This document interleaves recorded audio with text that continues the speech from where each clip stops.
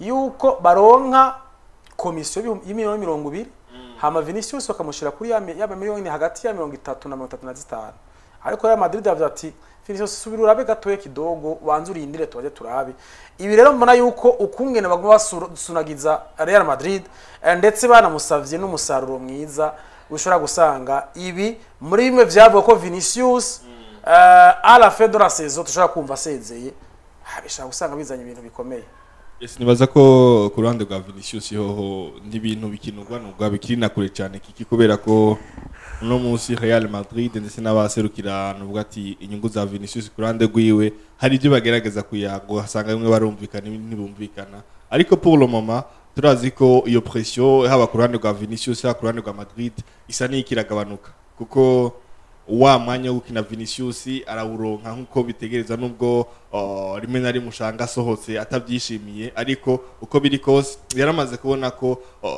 mugenzi we Kylian Mbappé niwe lo boss mwaka kanya niwe umugwi projet zose uri kurategura ugerageza kubakira kuri Kylian Mbappé uko biri kose rero ni Vinicius Junior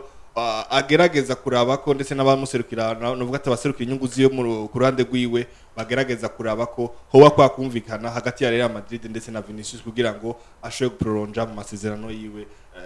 ndetse na Real Madrid. Nuko rero mva baca vyiyumvira bavuga bati raba ukungene ushobora kwiyumvira we Vinicius ati nabo baje biwawe vyakora saba na mananiza nibanze urindire tuwe turavyiga ariko ivyo ntibishobora gukuraho tukumva habaye ikibombe gikomeye ati Vinicius aragiye kuko hari izindi offre ashobora kuvuga ati nubwo jewe ntabura ko noja gukina muri Saudi Arabia hariya ati nshatse agafaranga nogenda kuko nejo bundi Edgar Rafinha yarabivuze ati nkishika muri FC Barcelona sezo ya mbere murazi kutamugendeye neza hama ati naronse offre muri Arabia Saudite ati yo kandi yari amafaranga menshi ati je famille yiwanje nukuri ayo mafaranga yari yakeneye abankikuje ndetse nabo mu muryango nukuri ayo mafaranga ngiye kuyakurira cyari kintu cyari kudufasha atari ko haciye igihe ati numva telefone ko bazanye Hansi Flick ati niwe yanyihamagariye ambwira ati weguma nganda ashaka ko tuzokora mukirundi bavuga ngo ngumiraho uno munsi ugwega gezeko arokesha Flick ati habuze gato je nari ngiye en fait kigerageje kuraba ku matransfer y'uno munsi umupira w'uno munsi rimwe amafaranga wongeye ko kajya kantu kabarabona bamaze kwinvestisa bica bigorana cyane kuko bafata umushahara uri kurahembwa muri club bakawugwiza icuro ncubi canke zitanu ico kintu rekiragoye ni offers zibazigoye kurofiza ariko uko biri kose ni ka kantu hatawemwe yamaranga mutima kwa gukunda umugwi kwa kubona ubusaye bw'umugwi n'umwanya w'ukina umukinya asanzwe aronka benshi bica binabagora shwa zabo nico gituma ukunze kubona harabaho bwumvikane hagati y'aba aje b'imigwi ndetse n'abakinyi ndetse na club muri rusange biboneka yuko ashobora kuvuga ati jewe mfasha ibindigiriye ngaha ivyo byose bishobora gushika ugasanga turatangaye umukinyi nka Vinicius aravuye muri Real Madrid agiye muri mu Barabu kubwa gafaranga kiki umuntu yitwa Cesare Sotogrado yamaze kumenyekana nka arbitre wa Clasico Cesare Sotogrado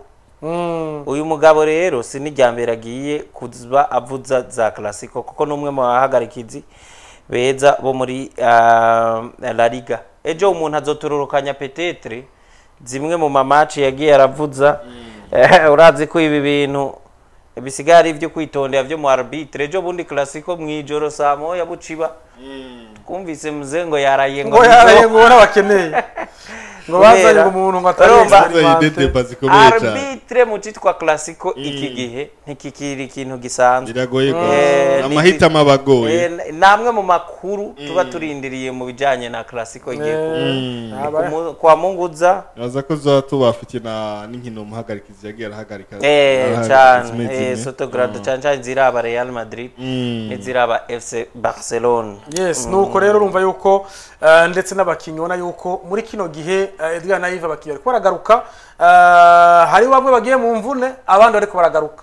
abona yuko nk'ubu muri no weekend murazi yuko hari inkino zikomeye nk'urukino ruzohuza Liverpool na Manchester United tuzoga ko ku munsi wejo ariko baravuga yuko arabakinyi basuye kurikipera nk'umukinyi Mazraoui yari yarababaye azoba yagarutse umukinyi nka Martinez w'inyuma umunya-Argentine champion du monde nawe azoba yagarutse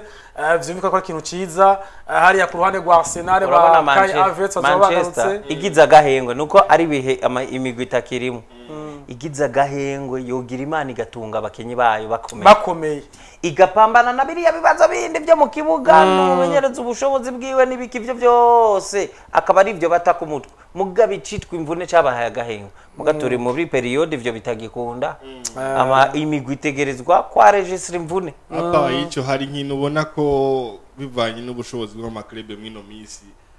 mu misi hezo rwarukino rukomeye go n'uruzo warukomeye ariko gerageje kuraba ubushobozi bwa Liverpool mwaka kanya n'ubushobozi bwa Manchester United hari umukunzi wa Manchester United ariko turaganira ku munsi w'ejo aravuga ati nitegereje tuvuye muri journée FIFA nkacaraba weekend nkasanga afise Liverpool ndabona ko hari kindi kintu abafana ba Manchester United ikize batariko barigira uno munsi kuko umusaruro muke ibihe bibi mugwi wabo urimo biraboneka ko hari ukuntu nizi nkino wanashima zobaye zikomeye ugasanga bwa bushobozi bwa buryohe bw'urukino bikoragana kubera ko tuja ku kibuga tuzi ko ku rupapuro mu gwa Liverpool ushobora gutsinda Manchester United muri iki gihe Liverpool Manchester inze yotsinda Liverpool